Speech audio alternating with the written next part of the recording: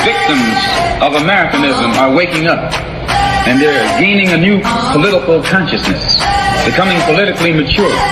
And as they develop this political maturity, they're able to see the recent trends in these political elections. Any minority that has a block of votes that stick together is in a strategic position. Either way you go, that's who gets it. You're in a position to determine who go to the White House and who stay in the doghouse. You're the one who has that power. You and I have never seen democracy. All we've seen is hypocrisy.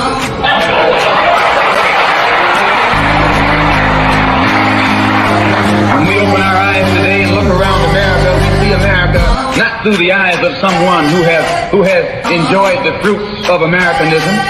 We see America through the eyes of someone who has been the victim of Americanism. We don't see any American dream. We've experienced only the American nightmare. We haven't benefited from America's democracy. We've only suffered from America's hypocrisy. And the generation that's coming up now can see it and are not afraid to say it. And are not afraid to say it. And are not afraid to say it. And are not afraid to say it. And are not afraid to say it. And are not afraid to say it. And are not afraid to say it. And are not afraid to say it. And are not afraid to say it. And are not afraid to say it.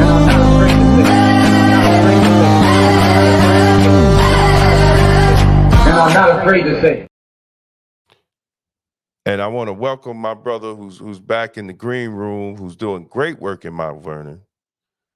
The county legislator, Tyrae Woodson-Samuels. What's up, my brother? What's happening? What's up, big brother? How you doing today? I'm doing good, man. It's good to see you, man. We be playing phone tag and all type of stuff, man. So how's it?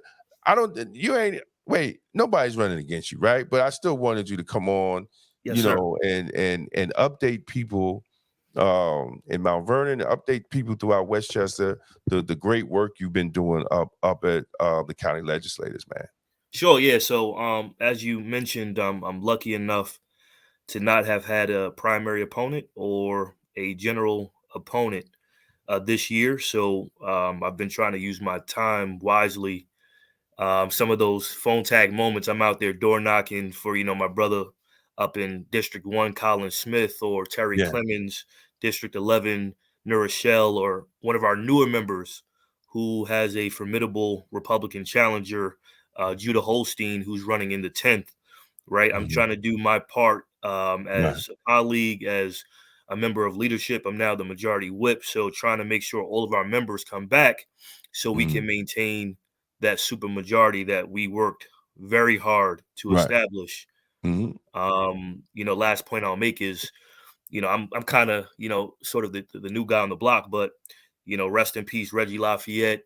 We still have our county executive with us as well, but members, people like that remember when we had a Republican administration and when we had a majority or at least a split legislature. So we're doing all we can to keep that Democratic stronghold, my brother. Right. Good, man. Good, man. We supported everybody. Yes, and, I know Colin Smith is in a serious race. The guy's throwing all type of crazy stuff. I think he could pull it off. I really think he could pull it off. I hit him on Instagram, but I didn't get a response. So to try to get him on and say a few words. But, I know people out here. This show was supposed to be for Sunday. But we ended up at the library for the hip hop 50th anniversary. And so we had to move the show today, but we know a lot of people are out there campaigning and but it's just whoever had time, just come on and say a few words, but we understand. So, but is anything you want to let people know? I know one thing, man. You have been for your city in Mount Vernon. I commend you for being a voice, to really have every level of government just to look at the issue of crime and violence and what's been going on in the city. And we appreciate that, because we needed elected officials to say, hey, we got to look at this. We got to look what's going on. And is anything you want to tell the people about that, because it's needed. They need support, and They do. not Absolutely. and not acting like it's not happening. We know it's happening, right? Right. We know it's happening, and just we need some type of the people need some type of direction, and the police are overworked, and people that watch the show know my wife is a detective out in Mount Vernon, and I commend her and every officer out in Mount Vernon, for putting in those hours that they do put in, in service of the community, and the support from every elected official, even on your level, the support from you have, I commend you for that, man, and thank you for that. No, I mean, I appreciate you recognizing that. Yeah, I think I'm probably the only one in Mount Vernon elected at any level that has at least Exactly. publicly, very publicly, Right. advocated for our officers. Right. All the nice things we want. I was having a conversation on Facebook the other day about Fourth Avenue, right, and the Right. Ave, and a Right. lot of the OGs. I have 2 ears and 1 mouth, so I listen twice as much as I speak. Right. And what I hear all the time is how people from all the boroughs, from Jersey, from all over the tri-state area, they used to come to the Avenue and used to shop and, Mm-hmm. circulate their expendable dollars Mm-hmm. within our, city. And obviously that benefits the city, that brings prosperity. Mm-hmm. But we can't get back to that point until we have a safe city, right? And Mm-hmm. even, sometimes people rebut, well, per the numbers, blah, blah, blah. Well, perception is reality. So Mm-hmm. even if the numbers aren't as high as pre-pandemic, whatever, the perception is still that Mm-hmm. grandma can't walk to the That's corner right. store because she's afraid, right? The kids Right. are afraid of getting hit by stray bullets. We've lost some giants in our community. Shamoya McKenzie, right? That was Mm-hmm. just a few years ago. We can't That's right. forget. And so I'm not saying that police are the panacea, are the end all be all, the whole solution. But if we're taking a holistic approach, then they're absolutely a part That's of right. that solution. And we can't go 6-7 years without folks having a contract. We can't go 6-7 years without folks having steady tours. How do you raise a family, right? How do you? I mean, I don't know how you would do that, right? So, You can't, I brother. I'm telling you, it's not it's good. not Not good, good. It's and not good. this is nothing personal, but I Right. didn't run to get along with everybody and just, just tell, right? If I Right. wanted to be friends with everybody, I would go sell ice cream, right? I'm not here for that. I'm here to serve the people that entrusted me with their vote. And as a leader, I have to step up and do the right thing. So, Yeah. Yeah. My wife was in a class they gave last week, mhm. and it was about she took screenshots of the PowerPoint, and it was talking about the importance of sleep, right? So she's sending me the PowerPoints, and I'm reading, and I Mhm. texted back. I said, "Yo, that whole class goes against your policy. It goes Literally. totally against what they're doing." You know Mhm. what I'm saying? Like, Mhm. so I don't know, man. Like, it has to, you know, the lives and wellness of the correction of the police officers. I'm so used to talking about corrections the last Yeah, couple of days. that's The right. wellness of the of the police officers have to be looked at, man. And another thing, man, brother, I remember when I was young, and my cousin used to take me to Mount Vernon on the 40 bus. And it was almost like going to Harlem, right? That was Right. the feeling when you Mhm. got to, and you get the mock necks and the lees and, Yeah, and yeah, all that. right. You know what I'm saying? And then Mhm. like 4th Street Park was the place to be, man, to the point that MTV Raps was out there, man. Like that's how big Mount Vernon was at the time, Right. and how people flocked to buy clothes and to buy the latest hip hop gear, and even like DJ equipment. You had the DJ stores. You go get your mixer. Instead of Mhm. going down the Fordham Road, you go to Mount Vernon, get On your the Mount mixer, Vernon. your turntable, man. Like, and it was a joy. I didn't witness back then shootings and killings. I didn't hear about all that. Even my mother used to say, we used to go down. My uncle used to take her, and they used to go to Mount Vernon and go to the little clubs and have the drinks and all that. So I mean, it was people came from all over to come into Mount Vernon, and we gotta to be a black city, man. We got to get back to black excellence, bro. I agree. We got to get back to black excellence. And I thank you for pushing the issue, even though the issue sometimes is not welcomed. For pushing the issue. It is what it is. But if we want to get back to that excellence, that black excellence, that standard, we have to have tough conversations. We can't just say we want to have tough conversations, and then when tough conversations are presented, we, get defensive. It's no. I mean, we have to work together to craft a plan, a comprehensive plan to, change the outcomes we're seeing.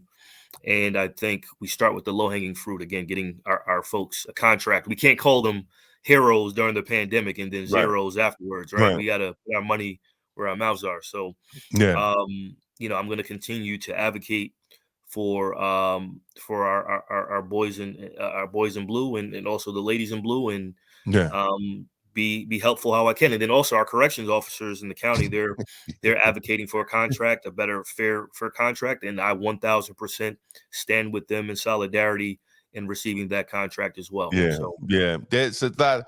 Did I talk to you? Was it you? Or was it James?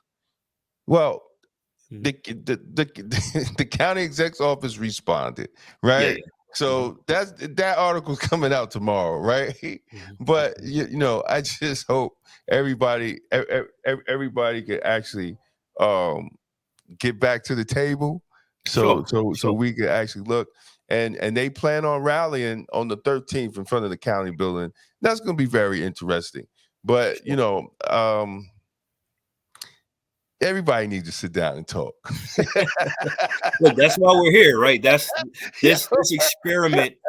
This experiment we call democracy is predicated and based upon having discussions. And you may be over here, I may be over there, but we got to meet somewhere around here to move the ball forward. If we don't do that, we're just wasting everybody's time, right? And I think it has an understanding of what's missing. It's an understanding of history, how we got to this point, right? And we can't be in denial of certain decisions on both sides, how we got to this point, even though you might not have been here as a county legislator, right? When that happened. And there's some correction officers that say, well, I wasn't working here. I had nothing to do with that. Yeah, but at the end of the day, we're here. This is what it is. And that's what it is. You got to deal with it. So how do we, because you could easily say, well, hey, I wasn't no county legislator back then. I have nothing to do with that, right? So it is what it is at this point. And how do we move forward that everybody's happy, right? And then we could work out the kinks, going down the road, but to let the correction officers linger without a raise, without any money, without any compensation, I think it's kind of foolish. So I just hope that both sides, after the corrections and after the statements and after everything, I just hope both sides, come to some type of agreement, because at the end of the day, the only ones hurting are the correction officers, those that go to work. And again, and I appreciate, Pete DeShara and Neil Pallone and all the other leadership who have advocated on behalf of their membership. And then, also working with County Executive Latimer and Deputy County Executive Ken Jenkins. I know that they are men of their word. They've done a lot of benefit for the city of Mount Vernon and for the county. So I trust and I'm confident that we will come to an amicable, conclusion to this whole process. Yeah, man. Yo, I just wanted to show you the cover. Yes, sir. I just want to show you the cover, brother. There you go, man. The county strikes back. Wow. All right. The county strikes back, brother. You got a new graphic design team over there. No, we'll You know? again. But I'm confident that Yeah, we'll get it. we'll But reach, we'll yeah, get I there. But mean, that's pretty look, funny. exactly. Yo, it's crazy because I'm on both sides. I run a newspaper, Right. and I just retired. So it's just like, come on, guys, man. Like Yeah. we Yeah. gotta get we gotta get this right, But I wish both sides luck, man. And I don't know, bro. I just wish both sides luck, and that we're not, end up seeing, just we could just work this out, man, because people need their money, man. Yeah. People Absolutely. people need their money, and we gotta recognize what happened in the past, Mhm. and some things can't be fixed. Some things are not going to be fixed, Mhm. because you got to have some cookies in your cookie jar to negotiate. And if you don't have Sure. cookies in your cookie jar to negotiate, how you going to negotiate, Right. right? So, Right. it's a tough situation, Mhm. but they'll get through it sooner or They later. will. They will. They get through They it. will. I mean, look, I mean, a lot of things in government aren't pretty, right? The stuff that happens behind the scenes. They say two Right. things you never want to see the process of, and that's, creating sausages and creating laws and legislation. So, you know, I'm so we're gonna get there. I mean, we'll get Right, there. It's right. a lot of tough No, conversations again, but but at exactly. least I think both sides are absolutely at least open to, in this scenario, open to a conversation, and Right. um, I think that's going to lead to something good that we all can stomach. Yeah, yeah. So, man, anything else you want to tell, people that's coming up? Sure. Because after you, I'm shutting it down, man. Well, look, what I will say is this, I'm whipping the board, but I also chair the housing committee. So a lot of the work we're doing there, I'm really excited about. Good.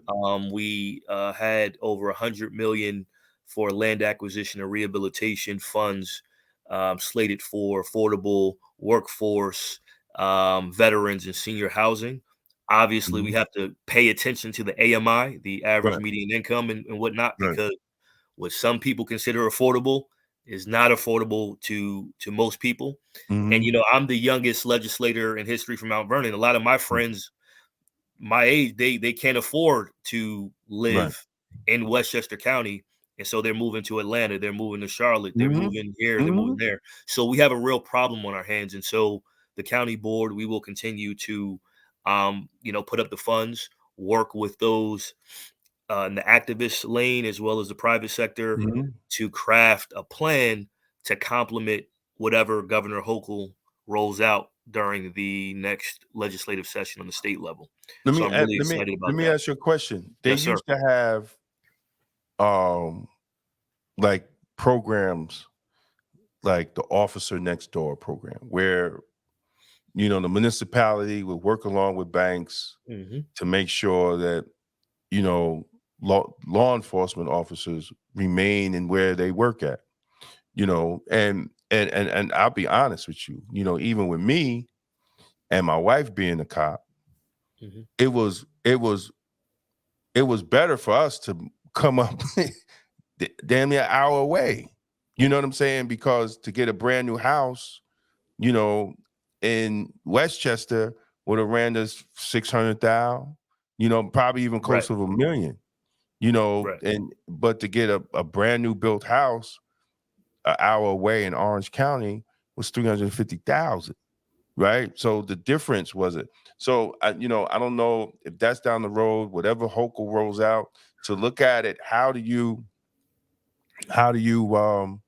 look at it, to even, having programs that young law enforcement, the young ones that's coming up, that's looking to buy a house, to help programs for them to buy homes or condos or even foreclosed homes that they could fix up, Sure. so they won't have to drive an And that all. hour, an hour and a half, Right. and I know, you know, there's a lot of officers fell asleep at the wheel. You know what I'm saying? Because they're working hours. So there's a safety element to that also. You Sure. know, in driving back and forth, and then it puts more money in their pocket. Since I've been retired, I saw how much money I've been saving in gas, right? Right, Just in right, gas. right, right. You know what I'm saying? Mhm. So it's like, you know, all that can factor in, and maybe, you know, maybe there's programs or something like that to help these younger officers get homes, you know? Right. So as we go through the budget process, at the Mhm. end of the process, we have something called the legislative package. Okay. That's when we have two of those. We have a state legislative package and a federal legislative package. Okay. Right now, a lot Okay. of the funding for that particular program would come Mhm. from, like, say, HUD, and then given to the state of New York, and then Right. allocated that way. Right. So Right. we're already working on language, excuse me, in Mhm. our state and federal package to, advocate for that Good. to happen. Yeah, Now, great. what we do have in New York, though, is the home rule, and this Okay. is where Governor Hochul, when she rolled out her housing compact plan last year, where Mhm. she ran into a little pushback, was that she didn't really, I would say, consult with the local municipalities as much as she should have. Right? She took a cookie cutter approach, and she did not consult. So in a city like Mount Vernon, we would want to see that, right? So she Right. would need to contract or do an IMA, an intermunicipal agreement, with the county or that city, and Mhm. then work with the city. So I'll give you a perfect example. Mount Mm. Vernon, we have a lot of zombie homes. Right. We can raise the homes, build from the ground up, or rehab the homes, give them Mhm. to the officers, give them to the teachers, give them to the Mhm. firefighters, right? Those Right. public employees we can tap into. But unfortunately, at my level, we don't have direct jurisdiction, but we do have tools like, again, those state legislative Right. packages to Right. put it on the record. Look, this is what we would like to see from my assemblyman, Gary Pretlow, who's the dean Right. of the delegation, from Right. our state Senate Majority Leader, Andrea Stewart Cousins, who is from Yonkers, right?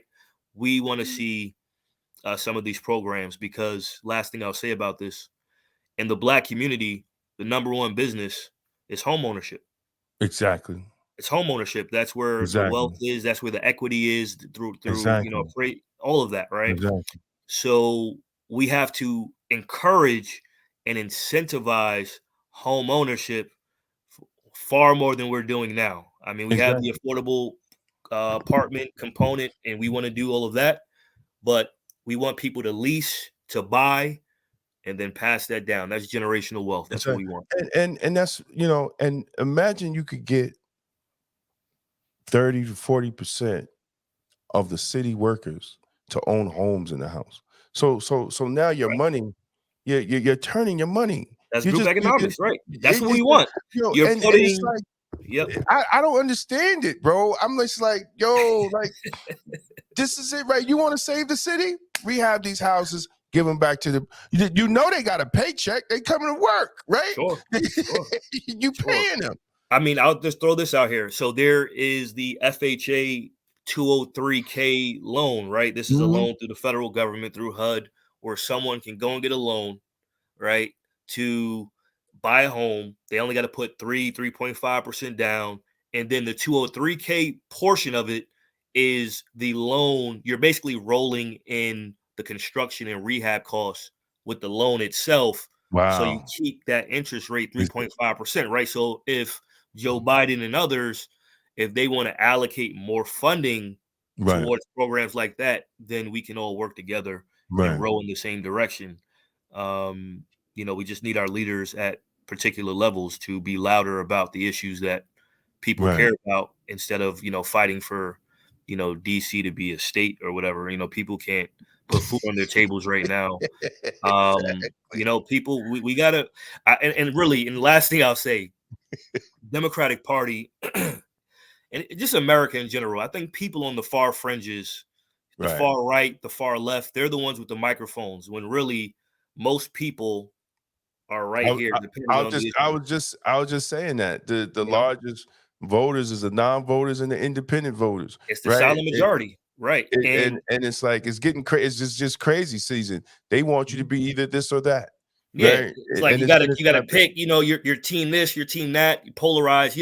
We can't get anything done. We need adults in the room, and we need people who understand. Look, a great negotiation is when everyone walks away a little unhappy, but we got some of the things we want, and we can move forward together as one people. Brother. We need people with that mindset. So I think you're gonna do great work, brother. I see a big future. Just trying to do the job, before me, my brother. See the thing is, when you make common sense ain't common, right? And when you're saying like, yo, like we can make it work, Mount Vernon can work. Mount Vernon can work. It can work, and we've been saying it for years. It truly can be the jewel of Westchester if we do it the right way. I'm serious. I'm serious. And it just takes it takes real vision, and it takes that you really want to do it. Right. Because if you are in the position to do it, you're in position to get funds. You're in position to work with the county. You're in position to work for the state, and you still don't do those things. Almost like the animal shelter. Right. The money didn't come because people didn't do what they were supposed to do to get the money for the animal shelter. Sure. So you have to be about doing the work, man. And the city will respond when they see you doing the work. They will respond, not to cut you off. They will respond when you call City Hall and somebody answers. They will respond when they don't have to wait 18 months for a permit. They will respond when they want to retrofit their roof with a solar panel. They can do so, because I don't know if you know this, Damon. Right now, the city of Mount Vernon is being redlined in a sense where if a resident or a customer calls whomever, right, whatever entity that does solar panels, they'll ask you what your zip code is, and if you give them a 10550 or anything of that sort in that area, they're going to say, sorry, we can't help you because your building department is terrible. So we got a lot. We have a lot of work. We have a lot of work to do on the ground level. I mean, these are pretty simple things in my opinion, but we got work to do. Wow. And I'm here to be helpful how I can as the county legislator. Man. Yeah, just keep standing and speaking the truth, brother, and hopefully, people will do what they're supposed to do, man. Like, again, I salute you. I thank you for being in that position, man, and standing up for the people of Mount Vernon and the people for Westchester County. Yes, sir.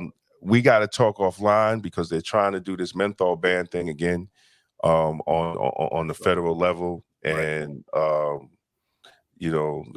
think people need to start talking to Chuck Schumer, because I don't understand how he supports it, and the county exec in his district vetoed it. So it's just I sometimes it just makes it things get crazy. It just get crazy. Good way to put it. Yeah, but thank you, brother.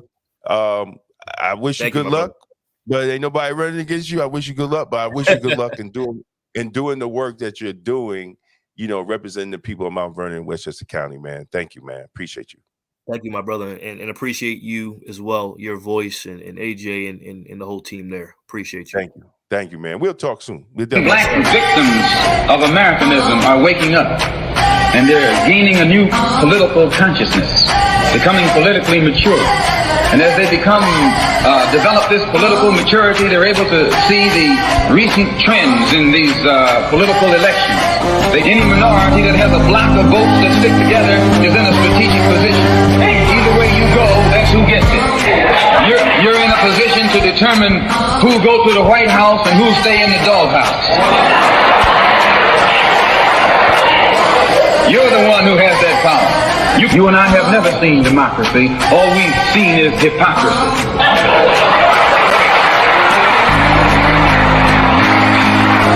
When we open our eyes today and look around America, we see America not through the eyes of someone who has enjoyed the fruits of Americanism.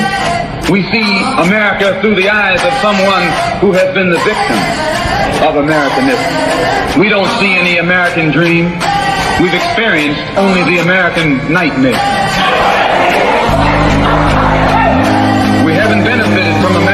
hypocrisy. We've only suffered from America's hypocrisy.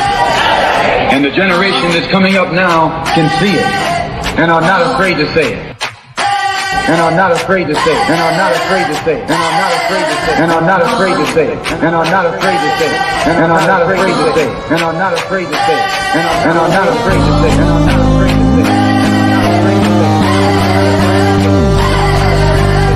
And are not afraid to say it.